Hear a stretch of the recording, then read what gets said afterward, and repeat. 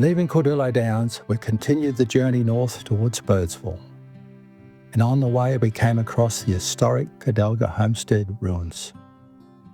The Cadelga Homestead stands as a haunting reminder of early settler life. Although it was once a thriving sheep station, its remnants tell tales of resilience and struggle. Stories of pioneers whose lives were impacted by the harsh conditions of the Outback.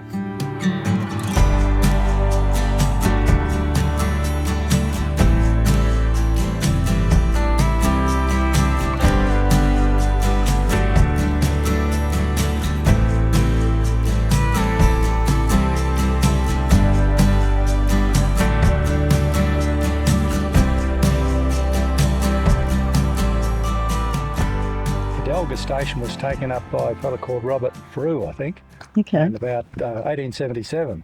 You know, I'm not sure exactly when this house was built, but certainly a substantial dwelling, wasn't it? Certainly is, yeah. It's certainly so well built, and they're obviously, determined they were going to make a home. Of it, yes. Nice water hole down along there too, beautiful water hole, which is obviously that's where all these dwellings are built, isn't it? The number one thing.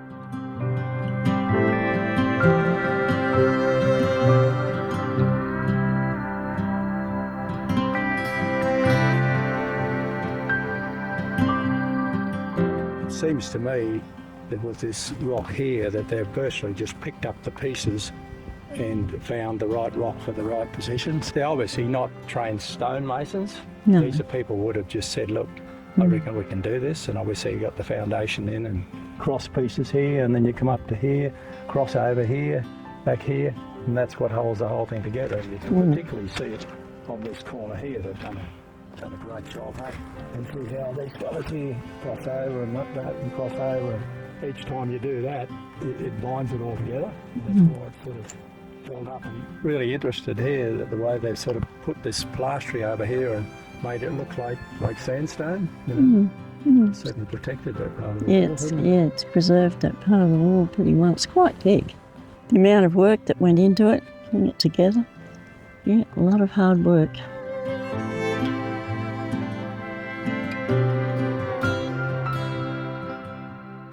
The records that, in the 1880s and certainly first half of the 1890s were really good seasons. Okay. And I think also the fact that there hadn't been any stock in this country too made them think that this was, always going to be like that. Yeah. And, I think it was around about 1897 that there was a drought sort of began, which really went for, I think, 7 years. Okay. And I think that was pretty devastating for people out in these isolated areas, and, found that they couldn't keep their stock alive. Yes. Yeah, because all these waterways would have dried up, I guess. Yeah, and feed and everything like that. And it would have been obviously sheep in those days. Okay. Yeah. So it would have been a shearing shed here, I'd imagine, too. And I think it was in the 1930s, I think, that this Cadelga actually was amalgamated with Cordillo, I think, then. And that's part of Cordillo today.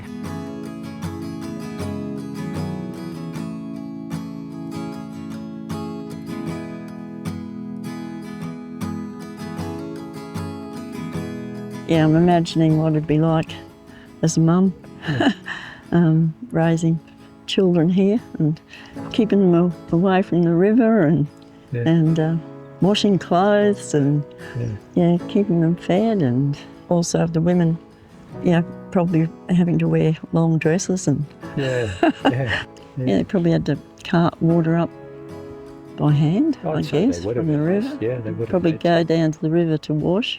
Yeah. And whether education or anything came into it, trying to teach them, basic reading, writing, arithmetic, and it would have been a very demanding role for the mums.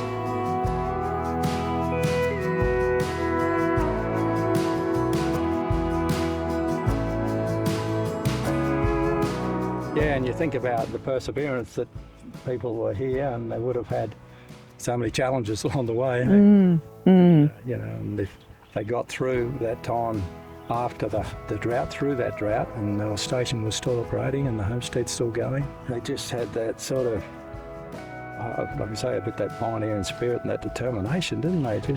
Just deciding to establish buildings like this must be an indication of their said, well, their perseverance. Let's build right here. Yes, You know? yeah. Yeah. This is our dream. Yeah.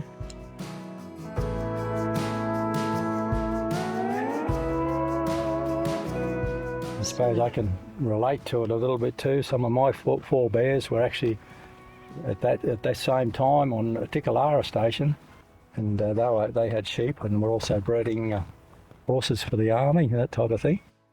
Same thing happened with them. That I think about 1897, the water holes there at Tikalara probably weren't as good as here, and I believe that the water holes dried up and they had to pack up and leave. And you think about families that did settle in this area, and depending on the country and how reliable and that type of thing, and whether some of those same families are still here today, generations to follow, and it's so dependent, isn't it, on the country that people take up. Yeah, so I do, feel that real connection with those people. I just, almost feel that Channel Country sort of in my blood. Yeah. Love the Channel Country and all that, and I suppose I always felt, for me, I feel like even today, I still feel I've got a pioneering spirit. Yeah, you have. Yeah.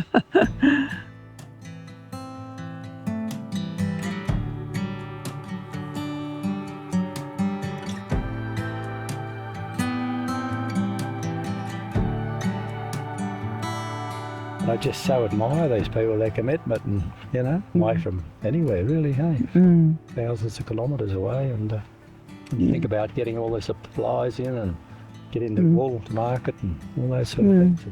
And determination to make a home, I suppose, isn't it? Big hearts. Big hearts. It's really special to come and these old buildings. Love it. Yep, we honour them. We do all of them. Sure do.